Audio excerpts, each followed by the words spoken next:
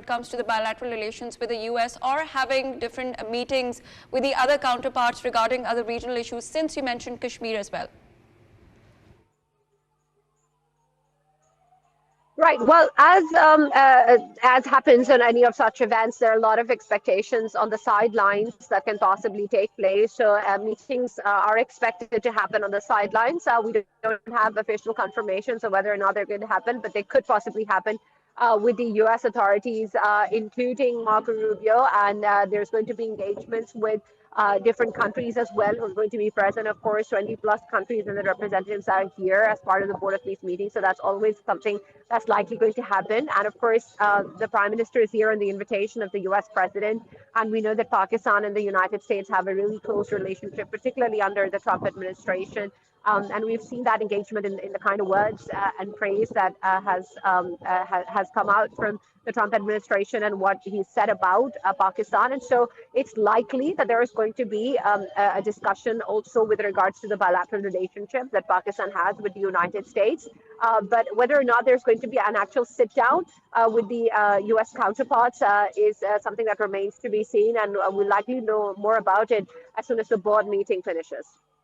Right, thank you very much, Sana Maqbool, Pakistan TV correspondent outside the Donald Trump Institute of Peace. And right now, ladies and gentlemen, this is a historic moment where we are all seeing President of United States at the Board of Peace meeting. He has just shook hands with the world leaders. We are seeing J.D. Vance as well and Marco Rubio as well accompanying him right now. This is the group formation that they are standing in. And while we were talking to our correspondent, Sana Maqbool, these were the visuals playing live on screen from Washington where we saw President Donald Trump arriving at the venue and shaking hands with different world leaders. We can see the leaders of the Arab countries as well. There are 8 Muslim countries which are participating in this historic Board of Peace meeting. Of course, the central agenda would be Gaza around that, and there would be a lot of other things regarding reconstruction of Gaza, but there would be opportunities for Pakistan where it would be engaging on the sidelines of this important meetings with the other world leaders about the other issues as well. And also our correspondent Sana mentioned that we have stirred quite a lot on the Indian side, because there is a possibility that Pakistan would be talking about Kashmir as well. Pakistan would be leveraging its position with the United States.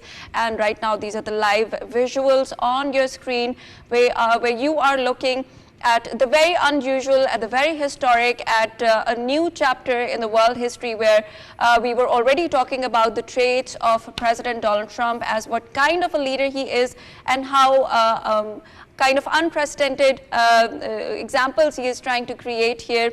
And Farrukh Patafi, as you were giving us the example of Azerbaijan and Armenia, there are other examples of Pakistan and India as well. And this institute is rightfully called the Donald Trump Institute of Peace. Yeah, you're right. And while we were talking about other examples, Cambodia, Thailand is one example. Umpteen other examples are there.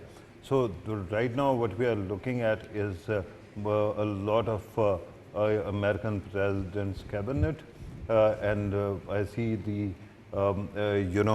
Chief of Staff also there, and various other influential members of the US government, and then of course all these leaders, and we are waiting. We are waiting, of course, for the historic address, especially from the Prime Minister of Pakistan, Shehbaz Sharif, as well, alongside other world leaders. And we're really hoping that something would bring about a resolution to the conflict of the Middle East that is ongoing. And this is very historic and unprecedented in many ways. It has got many dynamics to it. It is a very complicated situation. But since we've been talking from the beginning of this transmission to different analysts and different journalists as well, and there's quite a lot of optimism in their tone, and they're really hopeful because they're of the view, in fact we are of the view that let's give peace a chance. This is kind of an unprecedented move from President Donald Trump, and Pakistan